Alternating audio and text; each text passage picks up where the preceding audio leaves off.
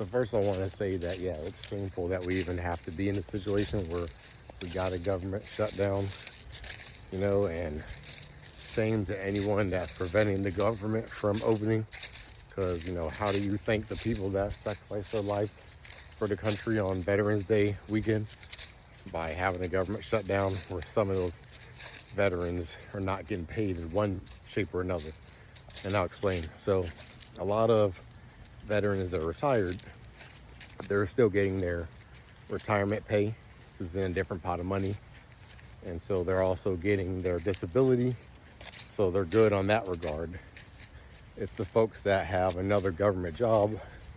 They're veterans, but they're a GS, a government scale employee. Those are the ones that are not getting paid by their active job. So depending on their lifestyle, if their lifestyle exceeds what they make, then they're really struggling right now, only surviving on their retirement and disability pay. So that's one thing I kind of learned from a couple of my friends who are retired and got disability. So it makes kind of common sense why there's not like this burning rush of urgency on some people's parts. However, we can't forget the people that are suffering, folks that are unable to get SNAP or EBT, and that's a total different conversation. Obviously I personally think it's one of those situations where you should be in it temporarily for a limited time period as a leg up to get you on your feet, and then you get up out the system and you give it to other people that need it. That's another conversation.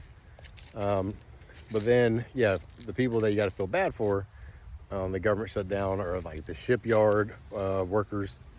Some of them are not on contracts, so they're not getting paid.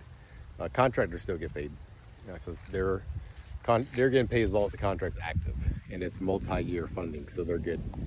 But the people that are not getting paid, that are really trouble, are the ones that are government employees, civilians, that were not vets, who only have that job to pay for them. Those are the ones in trouble.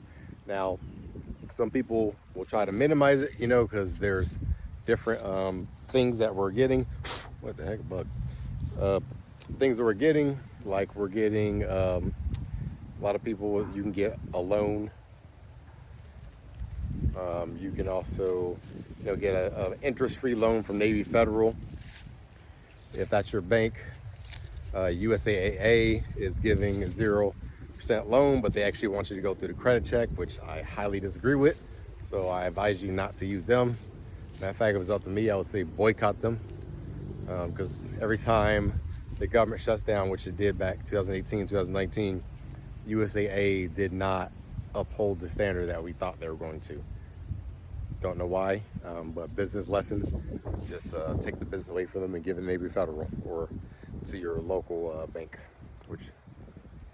That's what I gotta say about that. But yeah, it's shameful that this is even happening. And now that, the governors, freaking attorney generals, assistant attorney generals, all these people have won, hopefully we can get a move on. Like right now, I'm in a job, right, where I'm on multi-year funding, which means that I can still do my job and travel. My job pertains to Department of State stuff that they deem necessary, mandatory, which it is, because we commit our time to other countries, so we got to show up, got to make sure we're faithful, keep those diplomatic relationships, foreign national relationships, keep them building. The part where we fall short in this regard is because I work with contractors who do the IT stuff on the side. I'm the government employee. I do a lot of the technical representation, speaking on the government's behalf, overseeing the project, doing all the administrative paperwork, coordination, the travel, itinerary, blah, blah, blah, finances, you name it. The part I don't do, I do because I love to help, but the part that I'm not obligated to do is the technical part, which is installing the software. And that can't be done without a contractor. So here we are, we got a trip coming up on Sunday that I'm supposed to be doing next Sunday, and don't know if that's gonna happen because of this government shutdown. And let me tell you, the country that we're gonna default on is the last country that we want to do this to right now, given some political things. And it's just crazy to me that when the powers that be, when they come up with this guidance, of course the military follows suit of what the different departments of state, Department of War do it, but I don't know why they didn't think that, oh crap, yeah, there's contractors and civilians that also do this job, not just active duty. We should include them as an exemption. And then I wouldn't be having to wait on a memo to possibly get approved, which is going to be a waiver. If it's approved, then great. Everything's going to be done last minute, which means all of our travel prices are going to be double. So the government obviously don't care about spending money. We're trying to save money because we're going to double everything because we're waiting till the last minute for us to be able to do our job. And then on the other part, if the memo does not get approved, well, now I got to reschedule these people. And let me tell you, because my schedule is packed tight, it's going to mess up a lot of things. Because in my job, if you mess up one trip, you mess up my whole entire year. So for the one country that we're supposed to be helping, if we can't do this first part, then we can't do the second part, which is scheduled in April. And it takes 120 days to do everything we need to do to show up to the next visit in April. So that's where I'm at. But yeah, this government shutdown is ridiculous. Regardless of the party, I'll say anybody that's responsible for keeping the government shut down, shame on you. I can tell you probably didn't serve, because no one who served would do this. And this is why I personally think if it was up to me, there'd be some necessary laws in place, which would be number one, if you're going to be Congress, you have to have served at least 4 years active duty in the military.